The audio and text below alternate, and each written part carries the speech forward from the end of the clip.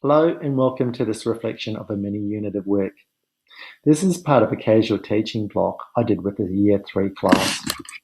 It demonstrates my professional knowledge of Standards 2.2 and how we moderated the marking in Standards 5.3. I needed to plan in my teaching and learning activities by collaborating with other classroom teachers. We decided to teach this across the grade in Years 5 and 6. So I spoke to my classroom teacher in Year 6 to find out what topics she wanted to be covered. I determined what the students may have already known and what the teacher expectations of the outcomes and indicators were. I put together a range of teaching and learning approaches, strategies, and some range of fun hands-on experiments. I emailed these to the other teachers and got their feedback and gained their approval. I collected materials and resources and did a risk assessment. I completed the assessment tasks and wrote marking criteria, which I uploaded and shared on the Google Docs with the other teachers. Before we could get started, we needed to preload the information that we wanted the students to demonstrate in a science investigation day. The next day, we did a science experiment day with a range of conceptual change. This was in a large room with 55 students. I set up 12 stations and I had 4 students per station. It took a while, but all the students had lots of fun and they had lots of opportunity to play with the materials, the lights, the torches, the mirrors, and we did stop to do some fun "how did he do that" type demonstrations. We also reinforced it with a range of YouTubes that we watched, which talked about light occurring in nature and also in wildlife. At the very end of the week, we asked the students to complete this assessment. It looks quite simple, but I don't just want the answers, I want them to explain their thinking. They need to use the scientific language that they've learnt.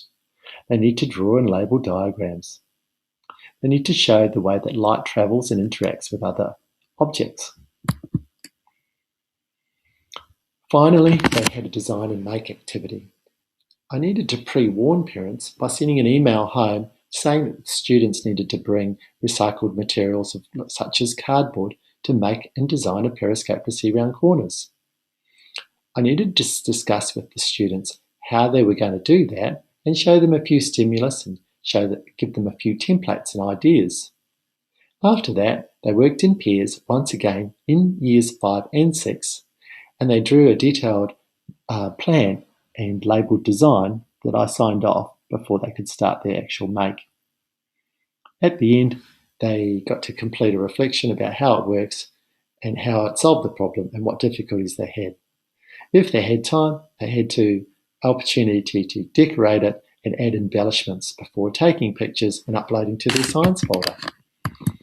Here is some photos of them not only making it, but testing it to see if it works. At the end, I had my assessment sheet and I also had a range of other materials that they had completed in their workbooks or in the worksheets. Together with the other teachers, we all took our work away during the holidays, marked it, and then came back to seek advice and clarification. We checked what grade we should give an A and what grade we should give a B, etc. And then we moderated on those grades. We even got to make sure that their experiments actually worked. I also want to show you some other things that we did. I used a Google Drive to upload materials for the students.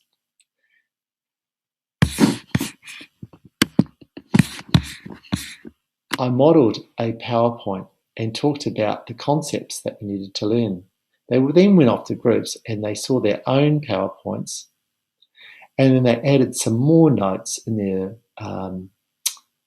books and they created posters to share with the class of what new things they learned.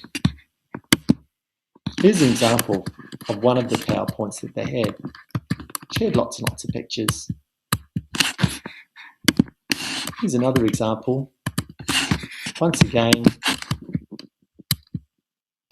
showed images and it was animated. Some of the PowerPoints actually had quite complex ideas so that we could extend the students. The last thing that they did is they looked at a range of science songs. We wanted to reinforce the concepts by singing about the way that light travels. We didn't want to do it in a boring way, so we showed them YouTubes like this, and then they copied them and created dance sequences and sang along at home, and they could watch it at home. So listen up, here we go. Electromagnetic spectrum, here we go. Electromagnetic spectrum, here we go.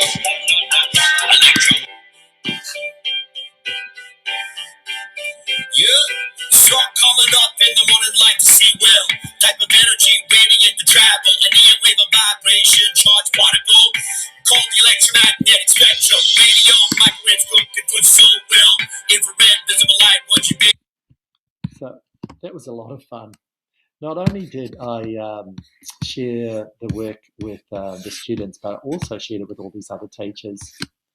And we collaborated on the rubrics and discussed on the student grades.